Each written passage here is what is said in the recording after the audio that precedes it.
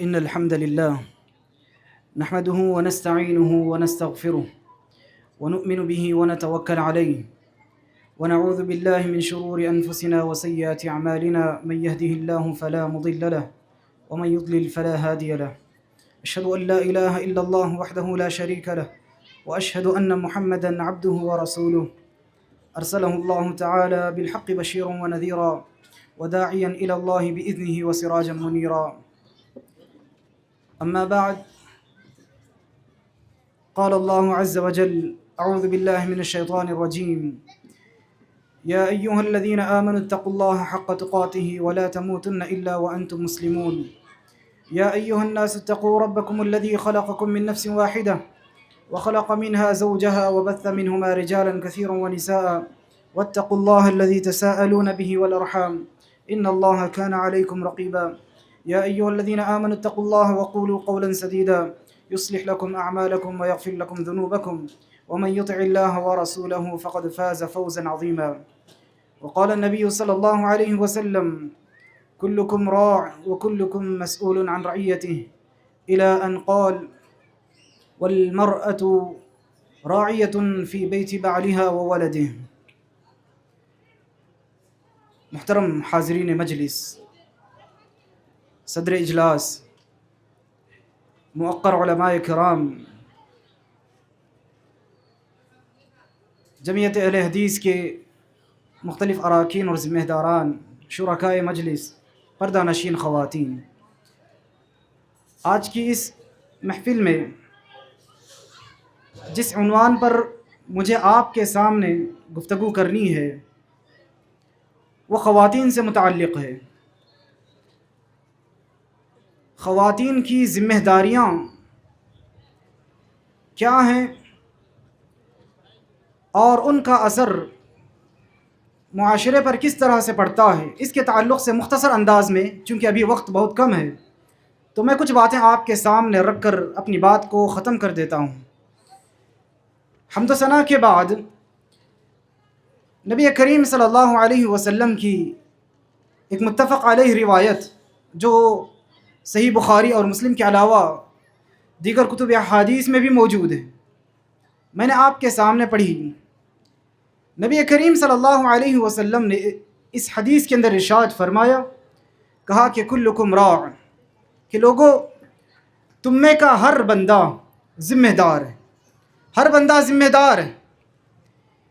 نبی کریم صلی اللہ علیہ وسلم کے اس جملے سے ہو سکتا ہے کہ کئی لوگ خوش بھی ہو جاتے ہوں کہ اللہ تعالیٰ نے ذمہ دار بنایا ہے، لیکن اس کے اگلے والا جملہ اللہ کے نبی صلی اللہ علیہ وسلم نے جو کہا بڑا خطرناک ہے۔ کہا کہ وَكُلُّكُمْ مَسْئُولٌ عَنْ رَعِيَّتِهِ، کہ ہر آدمی اس کی اپنی ذمہ داری کے تعلق سے کل قیامت کے دن اس سے پوچھا جائے گا۔ صرف ذمہ داری قبول کر لینا یا ذمہ دار بن جانا یہ اہم نہیں ہے۔ اللہ تعالیٰ نے ہر بندے کو اپنی جگہ پر ذمہ دار بنا دیا، لیکن اصل مسئلہ یہ ہے کہ ذمہ داریاں جن کے تعلق سے کل قیامت کے دن اللہ تبارک و تعالیٰ سوال کرے گا، پوچھے گا، تو اس میں کہاں تک بندہ کامیاب ہو سکے گا، اپنی ذمہ داریوں کو کہاں تک ادا کر سکے گا۔ اسی حدیث میں آگے اللہ کے نبی صلی اللہ علیہ وسلم نے کہا، عورت کی بات کرتے ہوئے خواتین کے تعلق سے کہا کہ وَالْمَرْأَةُ رَاعِيَةٌ فِي بَيْتِ بَعْلِهَا وَوَلَدِهِ، کہا کہ عورت بھی اپنے شوہر کے گھر میں ذمہ دار ہے، شوہر کے گھر میں ایک عورت بھی ذمہ دار ہے، اور اس کے بچوں کو لے کر، اپنے شوہر کے بچوں کو لے کر بھی اس کے اوپر ذمہ داری ہے۔ تو محترم حاضرین، جہاں تک خواتین کی ذمہ داریوں کا مسئلہ ہے، یہ دو طرح سے ہوتی ہیں۔ ایک تو خود اس کی ذات سے تعلق رکھنے والی وہ ذمہ داریاں جو ایک خاتون کی اس کی اپنی ذات سے تعلق رکھتی ہیں، اور دوسری ذمہ داریاں ایسی ہیں جو اپنے گھر والے اور معاشرے سے تعلق رکھنے والی ہیں۔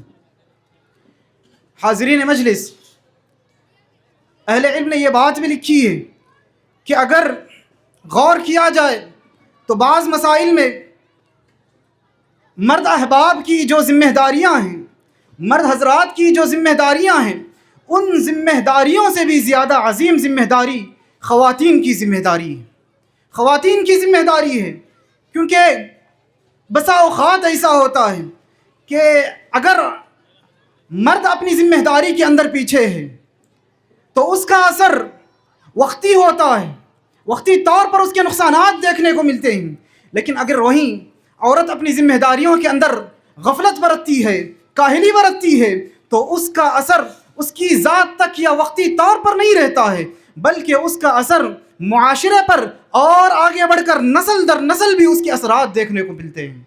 لہٰذا اس مناسبت سے اہل علم نے بات لکھی کہ بعض دفعہ خواتین کی یہ ذمہ داریاں مرد احباب کی ذمہ داریوں سے زیادہ عظیم ہوا کرتی ہیں۔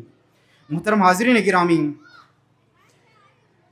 کچھ ذمہ داریوں کا میں آپ کے سامنے آج کے اس مجلس میں ذکر کر کے اپنی بات کو ختم کر دیتا ہوں۔ سب سے اہم ذمہ داری خواتین پر جو ہوتی ہے وہ حصول علم کی ذمہ داری ہوتی ہے، علم کو حاصل کرنے کی ذمہ داری۔ علم کو حاصل کرنا یہ صرف مرد احباب کی حد تک خاص نہیں ہے، جیسا کہ معاشرے میں یہ تصور پایا جاتا ہے کہ قرآن پڑھنا پڑھانا، حدیث پڑھنا پڑھانا، ان ساری چیزوں کو سمجھنا سمجھانا، یہ ساری چیزیں مرد احباب کی ذمہ داری تصور کی جاتی ہیں، لیکن یہ بات ایسی نہیں ہے، بلکہ حصول علم کی ذمہ داری جتنی زیادہ مردوں پر ہے اتنی ہی زیادہ عورتوں پر بھی ہے۔ اس بات کو میں نے سب سے زیادہ مقدم اس لیے رکھا کیونکہ اس کے اثرات آگے آنے والی ساری ذمہ داریوں پر پڑتے ہیں۔ یہ علم کی ذمہ داری ایسی ذمہ داری ہے کہ اگر ایک عورت اس پر پوری اترتی ہے، یہ ذمہ داری نبھاتی ہے، تو اس کے اثرات دوسری ذمہ داریوں پر بھی پڑتے ہیں، اس کے بہترین اثرات دیکھنے کو ملتے ہیں۔ لیکن اگر وہیں پر حصول علم کے مسئلے میں عورتیں پیچھے رہیں، خواتین پیچھے رہیں، تو ایسے مسئلے یعنی ایسے معاملے میں یقینی معنوں میں اس کی جو دوسری ذمہ داریاں ہیں ان ذمہ داریوں میں کہیں نہ کہیں کوتاہی ضرور نظر آئے گی۔ حصول علم کو اسی لیے سب سے زیادہ مقدم رکھا گیا ہے، اور یہ بھی تصور ہم اپنے ذہنوں سے نکال دیں کہ دینی علم کو حاصل کرنا یہ صرف مرد احباب کا کام ہے۔ ایسا معاملہ ہرگز نہیں ہے۔ جب تک خواتین دینی علم حاصل نہیں کریں گی تو وہ آگے کے مسائل کو کیسے سمجھ پائیں گی، آگے جو بھی ان کی ذمہ داریاں ہیں وہ کیسے وہ ادا کر سکتی ہیں۔ یہ ناممکن ہے کہ ایک عورت جو ہے لا علم یعنی جاہل ہو، یعنی جہالت اس کے اندر ہو اور علم نہ ہو، قرآن و حدیث کو جانتی نہ ہو، اس کے باوجود بھی اپنی ساری ذمہ داریاں بہترین انداز میں نبھاتی ہو، ایسا نہیں ہو سکتا ہے۔ اس لیے سب سے زیادہ ضروری ہے کہ خواتین علم کی طرف اپنے شغف کو بڑھائیں، علم حاصل کریں۔ دینی علم کے حاصل کرنے کے جو بھی راستے ہو سکتے ہیں اپنے گھر میں رہ کر اپنے یعنی پردے کا اہتمام کرتے ہوئے جس انداز میں ہو سکتا ہے علم حاصل کرنے کی وہ کوشش کریں۔ یہ بہت ہی بڑی ذمہ داری ہے۔ اسلاف کی خواتین کو اگر دیکھیں، وقت نہیں ہے کہ میں ان کی مثالیں آپ کے سامنے تفصیل کے ساتھ رکھ سکوں۔ اشارے میں بتا دیتا ہوں کہ ان کے اندر کتنا زیادہ علم کا شغف تھا۔ نبی کریم صلی اللہ علیہ وسلم کے ساتھ رہنے والے صحابیات کا معمول تھا کہ وہ ازواج مطہرات سے علم حاصل تو کرتی تھیں، ازواج مطہرات سے خوب علم حاصل کرتی، لیکن اس کے ساتھ ہی انہوں نے نبی کریم صلی اللہ علیہ وسلم سے یہ مطالبہ بھی کیا کہ اللہ کے نبی، آپ ہمارے لیے جس طرح سے مردوں کے لیے اوقات نکالتے ہمارے لیے بھی ایک دن خاص مقرر کریں علم حاصل کرنے کے لیے۔ ہم بھی آپ کے ساتھ بیٹھ کر علم حاصل کرنا چاہتے ہیں۔ لہٰذا نبی کریم صلی اللہ علیہ وسلم سے علم حاصل کرنے کا یہ شغف صحابیات کا تھا۔ اور عبداللہ ابن مسعود رضی اللہ عنہ کی ایک مشہور حدیث جس میں عبداللہ ابن مسعود رضی اللہ عنہ کچھ عورتوں پر، کچھ خاص قسم کی عورتوں پر لعنت بھیجتے ہیں اور کہتے ہیں کہ اللہ تعالیٰ نے ان پر لعنت بھیجا، جیسے اپنے جسم پر ٹیٹو وغیرہ بنانے والی عورتیں، بنانے والی یا بنوانے والی، ایسی ساری عورتوں پر اللہ نے لعنت بھیجی۔ یہ بات جب عبداللہ ابن مسعود رضی اللہ عنہ نے کہی تو ایک عورت اعتراض کرنے آ گئی۔ ایک عورت نے اعتراض کیا، کہا کہ قرأت ما بین اللوحین، کہ لوحین یعنی قرآن مجید کے اندر شروع سے لے کر آخر تک میں نے پڑھا ہے، ہر ایک آیت کو میں پڑھتی ہوں، میں نے سارا قرآن پڑھ رکھا ہے، لیکن کہیں مجھے ایسا نہیں دکھا کہ جس کے اندر اللہ تعالیٰ نے ان ساری عورتوں پر جو ہے لعنت بھیجی۔ یا کہنے کا مطلب یہ ہے، خاتون یہ چیلنج لے کر آ رہی ہے کہ میں نے سارے قرآن کو پڑھا ہے، پورا قرآن میں نے شروع سے لے کر آخر تک پڑھا ہے۔ آج کی خواتین میں سے کوئی ایک خاتون بھی ایسی ہے جو یہ دعویٰ کر سکتی ہے، جو یہ دعویٰ کر سکتی ہے کہ میں نے قرآن کو شروع سے لے کر آخر تک پڑھا ہے؟ نہیں۔ ایسی کوئی خاتون، خواتین کی تو بات دور کی ہے، مرد احباب میں بھی ایسے کوئی نہیں مل سکتے جو یہ دعویٰ کر سکے کہ علم کے اندر ہمارا یہ شغف ہے کہ میں نے قرآن مجید کو شروع سے لے کر آخر تک حرف بحرف سمجھ کر پڑھا ہے، الا من رحم اللہ۔ تو محترم حاضرین گرامی، ایسی کئی مثالیں خواتین کی، اسلاف کے خواتین کی ملتی ہیں جو علم سے تعلق رکھتی ہیں، علم کے شغف سے تعلق رکھتی ہیں۔ بہرحال علم کا حاصل کرنا خواتین کے لیے نہایت ہی اہم ہے۔ اور آگے چل کر جو اسی چیز سے تعلق رکھتی، علم سے ہی تعلق رکھنے والی ایک بات، ایک دوسرا نقطہ جو خواتین کی ذمہ داری کے طور پر میں بتانا چاہتا ہوں، وہ یہ ہے کہ خواتین اپنے عقیدے کی اصلاح کریں، توحید کی اصلاح کی ذمہ داری سنبھالیں۔ اس چیز کو سمجھیں، کیونکہ توحید کے بغیر کسی بھی بندے کو نجات حاصل نہیں ہو سکتا، یہ ہم جانتے ہیں۔ اور علم کی کمی کی وجہ سے، علم کے نہ ہونے کی وجہ سے توحید کے اندر ہمیشہ سے عورتوں کے اندر خلل دیکھا گیا ہے۔ عقیدہ توحید کے اندر وہ مضبوطی نہیں ہے۔ دنیاوی زندگی گزارتے ہوئے جہاں نشیب و فراز سے گزرتی ہیں، تو ایسے میں کئی مقامات ایسے آتے ہیں جہاں انہیں تکالیف کا سامنا کرنا پڑتا ہے، پریشانیاں اپنا چہرہ دکھاتی ہیں، تو ایسے میں ان کے توحید کے اندر خلل نظر آتا ہے، عقیدہ بگڑ جاتا ہے، ڈگمگانے لگتا ہے، توحید سے ہاتھ دھو بیٹھتے ہیں، ادھر ادھر جاتے ہیں اور غیر اللہ سے منتیں مانتے ہیں۔ تو یہ ساری چیزیں توحید یعنی علم کی کمی کی وجہ سے ہوتی ہیں۔